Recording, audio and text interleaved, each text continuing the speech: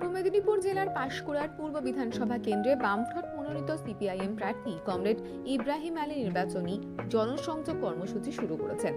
এই কর্মসূচির অংশ হিসেবে তিনি বিভিন্ন গ্রাম, বাজার ও পাড়া মহল্লায় ঘুরে সাধারণ মানুষের সঙ্গে কথা বলেন এবং তাদের সমস্যার কথা শোনেন। স্থানীয় বাসিন্দাদের সঙ্গে সরাসরি যোগাযোগের মাধ্যমে এলাকার বর্তমান পরিস্থিতি, দৈনন্দিন চাহিদা ও উন্নয়ন সংক্রান্ত বিভিন্ন বিষয় নিয়ে আলোচনা করেন।